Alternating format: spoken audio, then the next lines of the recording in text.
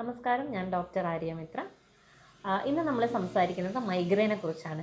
ലോകത്തിൽ 7-ൽ ഒരാൾക്ക് എന്നുള്ള പോലെ വരുന്ന തലവേദനയാണ് മൈഗ്രെയിൻ. ഇത് തലയുടെ ഒരു സൈഡിൽ മാത്രം അനുഭവപ്പെടുന്നതിനാൽ ചെന്നിക്കുത്ത് എന്നും അറിയപ്പെടുന്നു.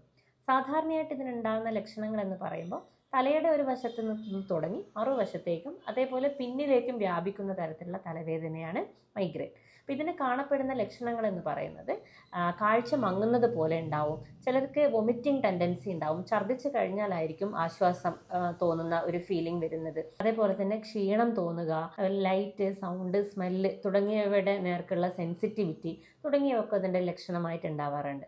എന്താണ് ഇതിൻ്റെ കാരണങ്ങൾ എന്ന് പരിശോധിക്കുമ്പോൾ പ്രത്യേകിച്ച് അങ്ങനെ ഒരു കാരണം ഇന്നത് എന്ന് എടുത്തു പറയാൻ പറ്റാത്തൊരു തലവേദനയാണ് മൈഗ്രെയിൻ. അത് ചിലരാണെങ്കിൽ ഭക്ഷണത്തിൻ്റെ സമയം ശരിയായ രീതിയിൽ പാലിക്കുന്നില്ല എങ്കിൽ വിശന്നിരുന്ന് കഴിഞ്ഞാൽ ഇത്തരത്തിലുള്ള മൈഗ്രെയിനിലേക്ക് അത് പോകുന്നത് കാണാറുണ്ട്. അതേപോലെ തന്നെ ഉറക്കക്കുറവ്, കൂടുതൽ സ്ട്രെസ്സൊക്കെ ഉണ്ടാവുക, ഹോർമോണൽ ഇംബാലൻസ് തുടങ്ങിയവയൊക്കെ മൈഗ്രെയിൻ ഉണ്ടാക്കുന്നുണ്ട്.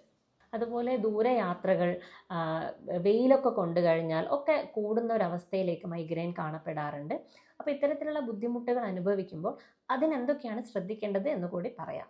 അപ്പോൾ ഇത്തരത്തിൽ തലവേദന അനുഭവപ്പെട്ടാൽ ഉടൻ തന്നെ റെസ്റ്റ് എടുക്കാൻ വേണ്ടിയിട്ട് ശ്രദ്ധിക്കുക. കൂടുതൽ അധികം പ്രകാശം ഉള്ള റൂമിലാണെങ്കിൽ മാക്സിമം നമ്മൾ സെൻസിറ്റിവിറ്റി കുറയ്ക്കാൻ വേണ്ടിയിട്ട് ആ പ്രകാശം കുറച്ചിട്ടുള്ള റൂമിൽ തന്നെ വിശ്രമിക്കാൻ ശ്രദ്ധിക്കുക. അതേപോലെ തന്നെ ധാരാളം വെള്ളം കുടിക്കുന്നത് നല്ലതാണ്.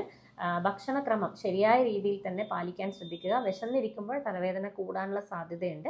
അതുകൊണ്ട് ആഹാരക്രമം ഇമ്പോർട്ടൻ്റ് ആണ്. അതേപോലെ തന്നെ ഉറക്കം ടൈമിങ് എന്തായാലും ശ്രദ്ധിക്കുക. ഒരുപാട് ലേറ്റ് ആയിട്ട് ഉറങ്ങുന്നു അല്ലെങ്കിൽ നേരത്തെ എണീക്കേണ്ടി വരിക തുടങ്ങിയ ബുദ്ധിമുട്ടുകൾ ഉണ്ടെങ്കിൽ അത് കൃത്യമായിട്ട് പ്രോപ്പറായിട്ട് ചെയ്യാൻ വേണ്ടിയിട്ട് തന്നെ ശ്രദ്ധിക്കുക.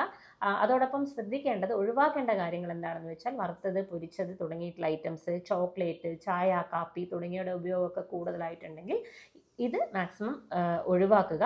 പിന്നെ അച്ചാറ് പോലെയുള്ള ഭയങ്കര സ്പൈസി ആയിട്ടുള്ള ഐറ്റംസ് കഴിക്കുന്നവരാണെങ്കിൽ അത് മാക്സിമം കുറയ്ക്കുക.